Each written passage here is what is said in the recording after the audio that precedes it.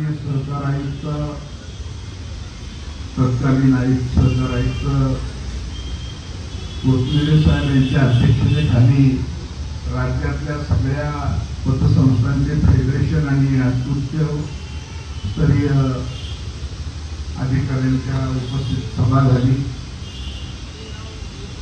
जी सभा आहे त्या सभेचा मूळ इतिहास राज्याचे माजी सहकार आयुक्त श्री कवडे साहेब आयुक्त असताना या राज्यामध्ये सुरुवात झाली। त्यांनी आणि त्यांच्या सर्व राज्यातल्या अधिकाऱ्यांनी राज्यभर दौरे केले। राज्यातल्या बहुतेक ठिकाणी रिजन मध्ये जाऊन माननीय आयुक्तांनी आणि त्यांच्या अधिकाऱ्यांनी सभा घेतल्या। राज्यातल्या पतसंस्थांचे बहुतांशी फेडरेशन या सभांमध्ये सामील झाले।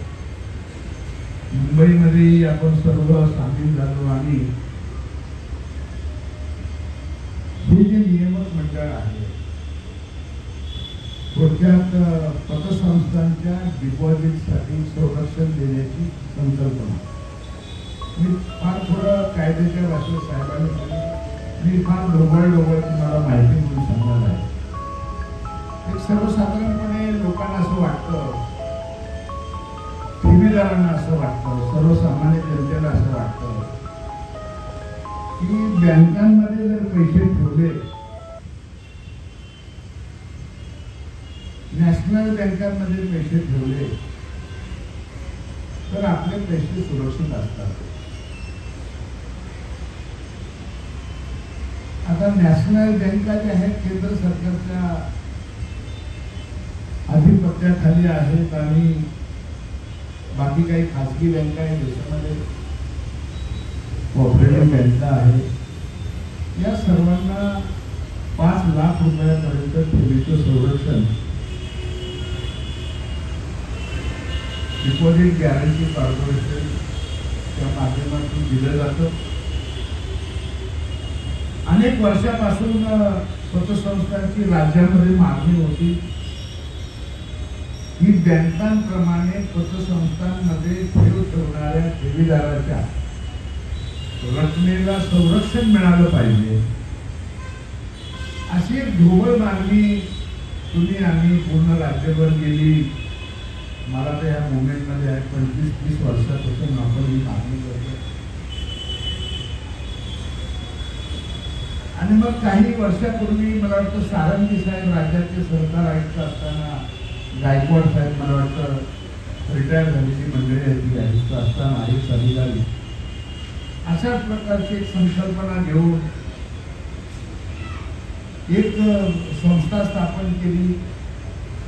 असं राज्यातल्या सहकारी संस्थांना सांगण्यात आलं तत्कालीन की हे बँकांच्या ठेवीला जसं संरक्षण आहे तसं संरक्षण देणारी ही संस्था आहे। त्यावेळेला आम्ही त्या प्रकाराला साहेब आम्ही मुंबईकरांनी प्रामुख्याने फार मोठा विरोध केला होता। तो विरोध याच्यासाठी केला होता की आमचं असं म्हणणं होतं की ज्या वेळेला संरक्षण हा विषय येतो, संरक्षण हे शासन देऊ शकतं। संरक्षण बिगर शासकीय संस्था या देशातल्या कोणालाही संरक्षण देऊ शकत नाही।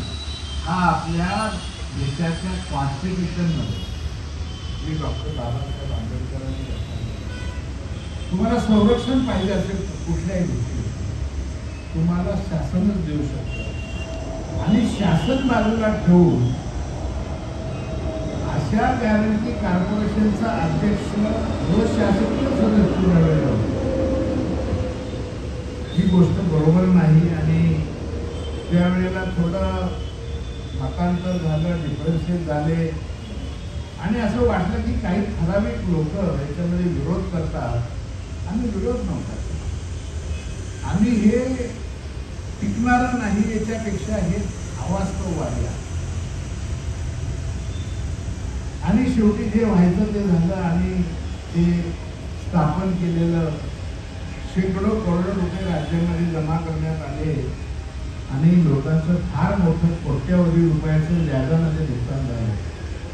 व्याज दिलं तेच पैसे जर जिल्हा मध्यवर्ती बँकांमध्ये, राज्य बँकांमध्ये जर त्या ठिकाणी गुंतवले असते तर त्याला व्याजाचा परतावा, हे मंडळ गुंडाळल्यानंतर जो व्याजाचा परतावा होता तो करोडो रुपयांनी कमी मिळून पतसंस्थांच्या ठेवीदाराला त्या ठिकाणी कमी पैसे मिळाले, त्यांच्या नात्याच्या क्षमता कमजोर झाली आणि फार उशिरा समजलं ज्यांनी चालू केलं. आम्ही काय ती आमची भूमिका सोडली नाही, कारण आम्हाला शाश्वत काम करण्याची भूमिका असल्यामुळे सगळ्यांना पैसे लोकांचे आहे. आम्ही असं मुगंदर म्हणत राहिलो की शासन काही करत नाही आणि शासन आम्हाला असं करत आहे तसं करते वगैरे वगैरे, परंतु जी मागणी आपण करत होतो त्या मागणीला शासन, माजी सहकार आयुक्त कवडे साहेबांच्या मुळे पुढे आलो. त्या माणसाचा, त्या अधिकाऱ्याचे, ते रिटायर झाले, त्यांचं अभिनंदन मी या सभेमध्ये पुन्हा करतो. कारण हे हे कसं आहे, हे तहयात हे होणार ज्या वेळेला या पतसंस्थांच्या डिपॉझिटच्या संरक्षणाचा इतिहास लिहिला जाईल.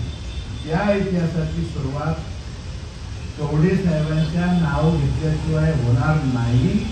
आणि आताचे जे आयुक्त होते ज्यांनी ही मीटिंग बोलवली, हे त्यांचे पुरस्कर्ते होते, जे तात्पुरते आयुक्त होते आता होतमेळे साहेब. या दोघांची नावं घेतल्याशिवाय हा पतसंस्थांचा संरक्षणाचा इतिहास सुरुवात होणार नाही, हे मला आपल्या निदर्शनास आणून.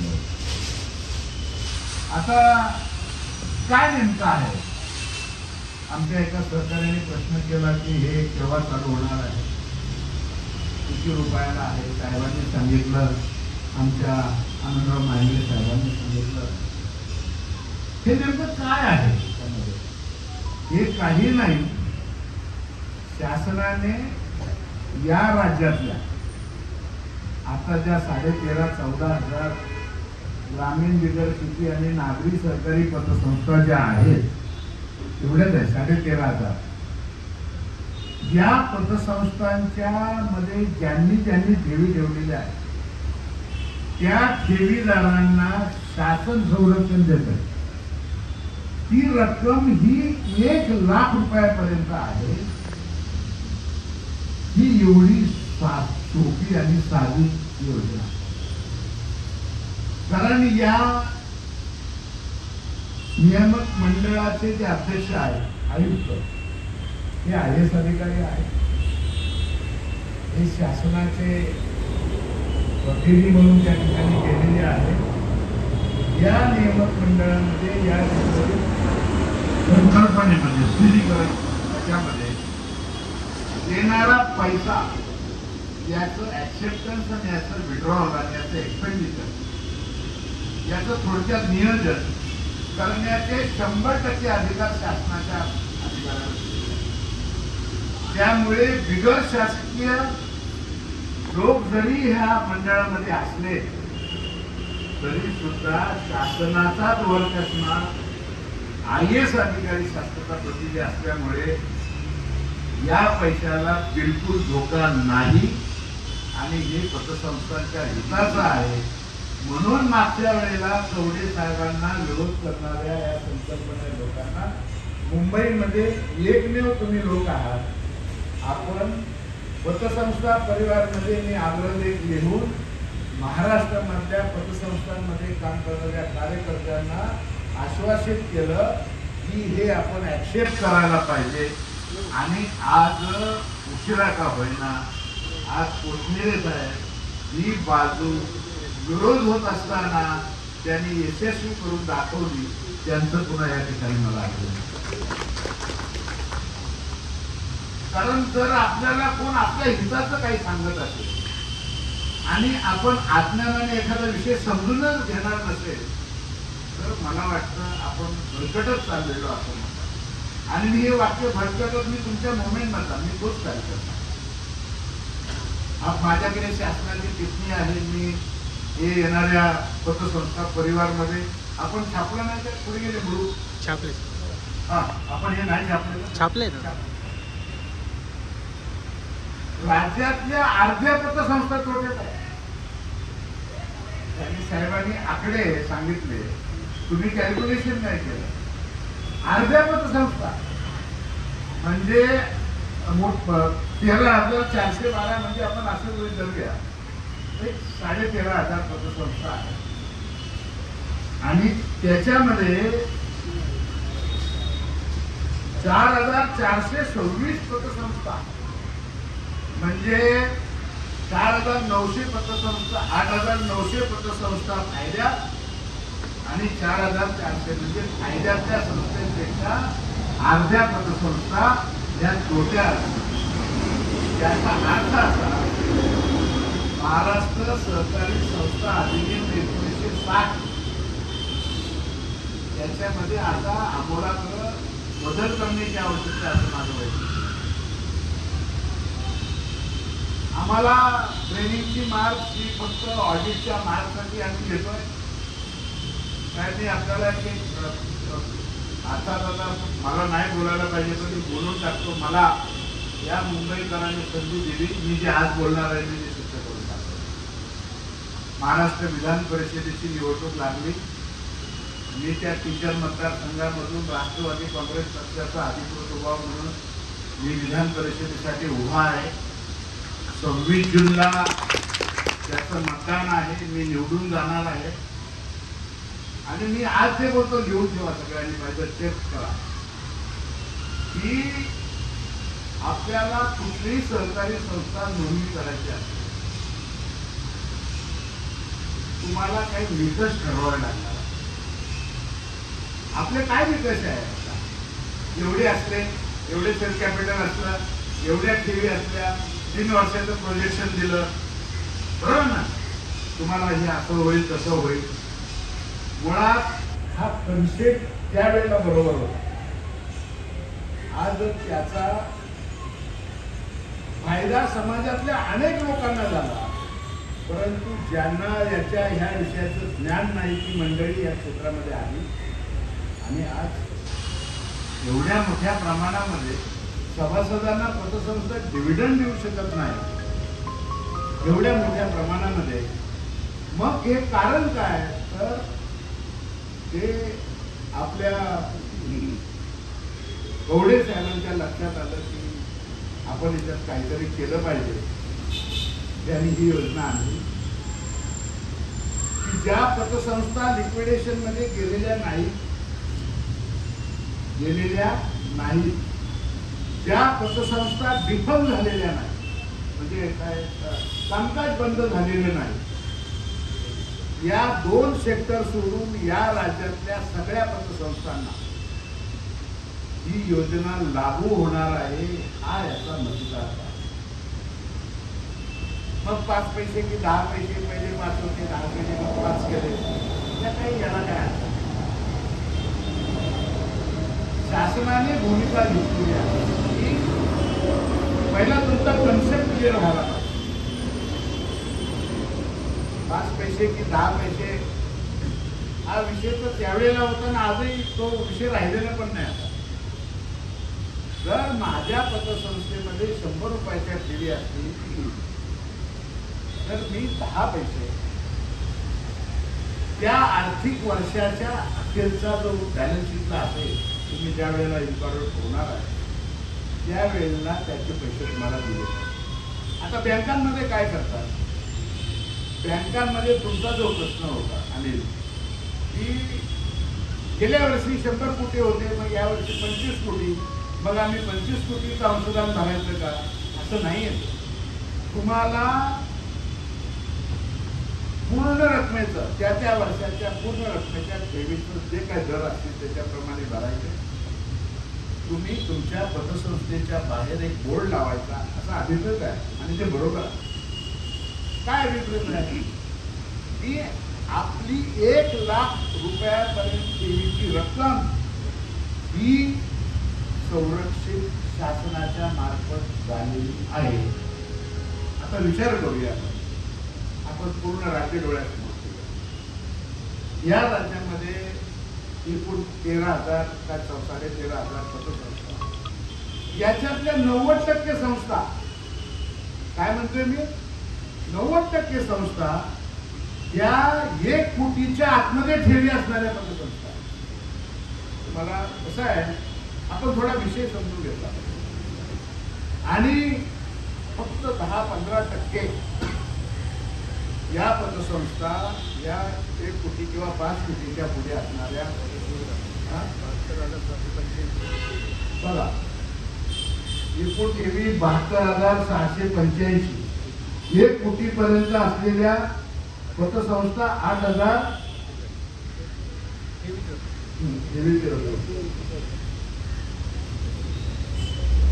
म्हणजे सरकार जे छोटे लोक आहे, छोटा वर्ग आहे, या क्षेत्रात छोटे लोक आहे, पण नाही काही मोठे लोक आहे बाजूला, छोट्या लोकांचं आर्थिक उत्थान करण्याच्या विशाल दृष्टिकोनातून शासन पुढे आलेला आहे. मग जर हा शासन माझा विचार करतोय, माझ्या छोट्या माणसाचा, आपण याला विरोध कशासाठी करायचा, मला ते अजून समजत नाही. बरोबर नाही. मग हे कोणी भूमिका मांडायला पाहिजे, हर्षेस माऊटमध्ये. मी पुढाकार घेतलाय मुंबई शहरामध्ये, ही माझी जबाबदारी आहे आणि आज जवळजवळ 500 कोटीचा टर्नओव्हर असलेली आहे. नंतर मला वाटतं आपली ज्ञानदीप राज्यातली 1 नंबरची पतसंस्था जी आहे, ज्याचं महाराष्ट्र कार्यक्षेत्र आहे, त्याही संस्थेने पुढाकार घेतला आणि सांगितलंय ही योजना चालू आहे. आता पहिला त्यांचा प्रीमियम यांच्या पतसंस्थेला 25 लाख रुपये असणाऱ्या ठेवीप्रमाणे भरावे लागणार. आमचे मोठे आहेत सर्वोदय बँकेचे उपाध्यक्ष, तुम्हाला किती प्रीमियम भरावं लागणार? 23 लाख. त्यांना काहीतरी मला वाटतं 4 का 5 कोटी ज्ञानदीपला असं काहीतरी आहे. तेव्हा त्यांचं असं म्हणणं आहे, हे ऐकण्यासारखं, आता ते बाहेरगावी गेले तो विषय वेगळा, की जे पैसे आम्ही देतो आहे हे संस्थेच्या तिजोरीतून देतोय आणि ठेवीदारांच्या हितासाठी देतोय. हे काय माझं घर विकून मी आणून देत नाही, त्या ठेवी काय मी ठेवलेले नाही, दुसऱ्याचे पैसे सुरक्षित करण्यासाठी या संस्थेने, आणि पैसे तुम्ही द्यायला तुम्हाला अडचण कसली आहे, असं मला असं वाटतं.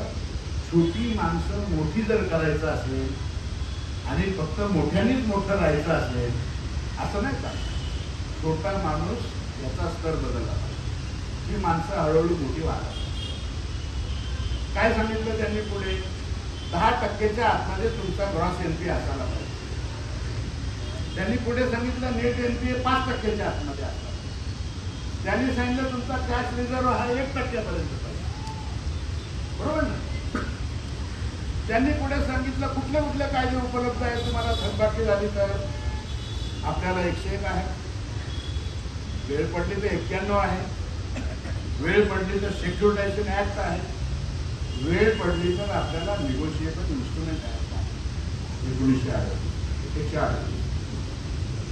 मग हे सगळे 3-4 कायदे आपल्या हातामध्ये असताना आपल्याला 156चे अधिकार वापरायला ज्या अडचणी आहेत तेच त्यांनी सांगितलं. आपल्याला 156चे अधिकार आहेत, आपल्या एसआरओला माहिती नाही मी 156चे अधिकार कसे वापरायचे, त्या 156चे अधिकार एसआरओने कसे वापरायचे हे सांगायचं. आम्ही ट्रेनिंग आयोजित केलं तर ते ट्रेनिंग करतो त्या ठिकाणी लोक येतात. मी असं सांगितलं की एक उदाहरण, आमचे अध्यक्ष आहेत ते सर्वोदय बँकेच्या अडचणीत असलेल्या बँकेची जबाबदारी आमचे आनंदराव मांगले साहेब आणि आमचा राजेंद्र मोहिते यांनी अध्यक्ष उपाध्यक्षाची जबाबदारी माझ्या सांगण्यावरून त्यांनी स्वीकारली. म्हटलं बघा, सुगीच्या दिवसात कोण पण पुढे काय, ज्यावेळेला कोणतरी अडचणीत असतो आपण उभं राहायचं. यांनी जबाबदारी स्वीकारली. मला वाटतं 1 वर्ष होऊन गेलं. साहेब 1 वर्षामध्ये या मंडळींनी 7 कोटी रुपये बुडालेले पैसे होते. कायदा कोण माणसं तीच. प्रॉब्लेम कुठे आला? नंतर आम्ही चौकशी केली. म्हटलं किती कर्जदार आहे? तर म्हणे कर्जदार 1200 की काहीतरी कर्जदार. म्हटलं 1200 कर्जदारांची यादी समोर ठेवा. यादी समोर ठेवली. शेवटचे पैसे कधी भरले कर्जदाराने, तो एमपीएस कधी गेला, त्याच्या तारखा मागितल्या. 5-5 वर्ष साहेब त्यांनी कर्ज थकल्यानंतर कर्जदाराला सगळं नोटीसच पाठवले. मला एक सांगा, तर ही बँकांमध्ये ही परिस्थिती असेल तर कशी पतसंस्था चालवते? आपला बँकिंग रेग्युलेशन ऍक्ट काही कामाचा नाही राहिला आणि कॉपरेटिव्ह ऍक्ट मोडून द्यायला. म्हटलं पहिलं काम करा, ज्याला ज्या स्टेजवर जी कारवाई केलेली आहे पुढची कारवाई काय करणार लिहून द्या, किती तारखेला लिहून द्या आणि कधी करणार, कोण करणार हे लिहून द्या. ते कधी देणार तुम्ही लिहून?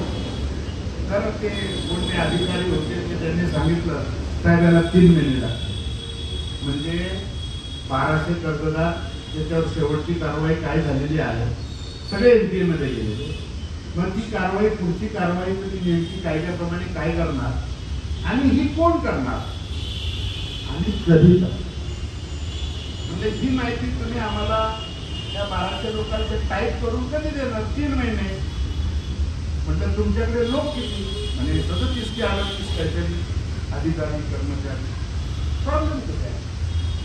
म्हणलं ठीक आहे. म्हटलं मग हे सगळे वाटून दिले साहेब. फिजिकली 72 तासांमध्ये साहेब मी काम करून घेतो. 72 आणि कसं आहे त्याला डिव्होशन असावं. म्हटलं काय माणसं तुम्ही पण आम्ही गेलो किती आहे? हे शिपाई आहे बाजूला ठेवा, तो क्लिअरिंगचा कोण आहे त्याला बाजूला ठेवा, अजून कोण अर्जंट आहे एमडी त्यांना बाजूला ठेवा ना. अवघ्या साहेब 20 ते 22 लोकांच्या हातामध्ये दिले. म्हणजे तुम्ही काम चालू करायचं.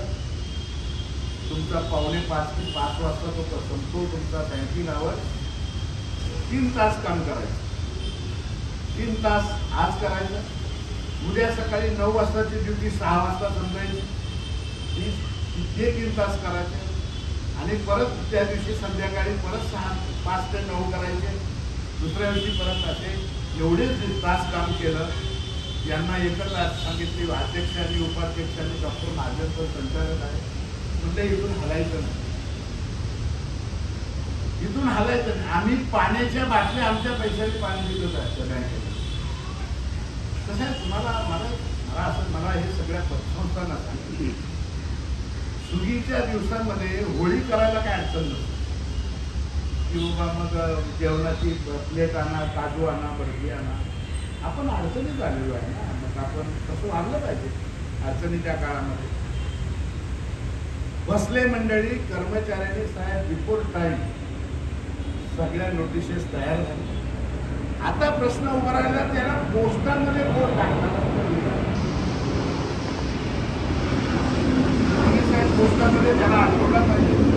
म्हणलं फक्त 4 तास. आम्ही कसं बोलून चालत नाही, आदेश फार काळ चालत नसतात. कुठे आदेश प्रॅक्टिकली.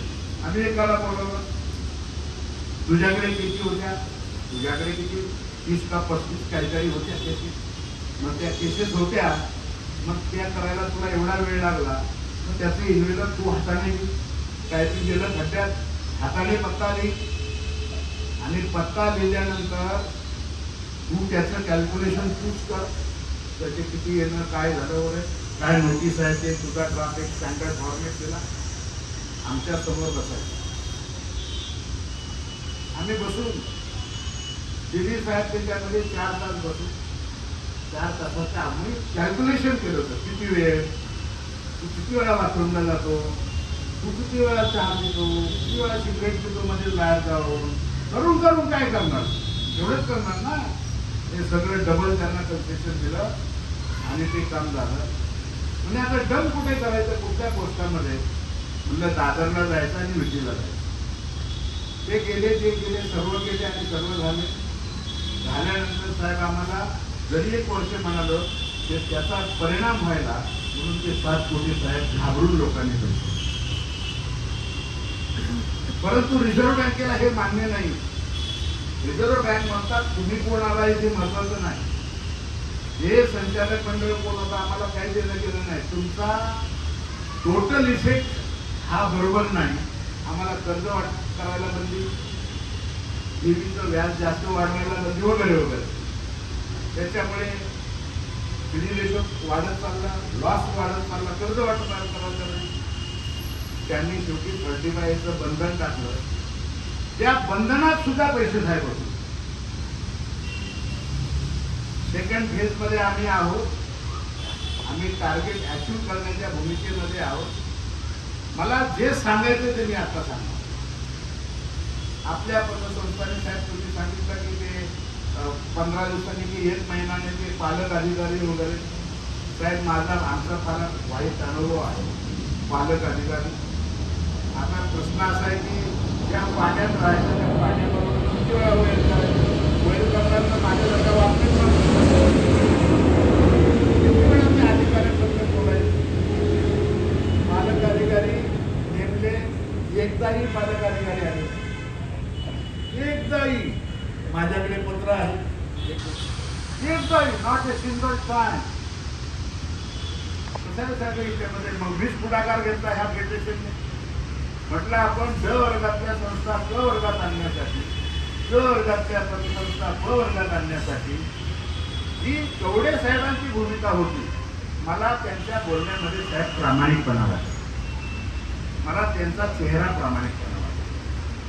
ज्यावेळेला सांगणारा माणूस प्रामाणिक असतो ना, त्यावेळेला आमच्यासारखी माणसं, मग तुम्ही अधिकारी असा, राजकारणी असा, तुम्ही आणखी कुठल्या जातीचा, आम्हाला काही देणं घेणं नाही. प्रामाणिक माणसाच्या पाठीमागे आपण त्यांना मदत करायला पाहिजे. त्यावेळेला आम्ही ठरवलं की आपल्याला हे करावं. त्यांनी केलं. आता त्यांनी केल्यानंतर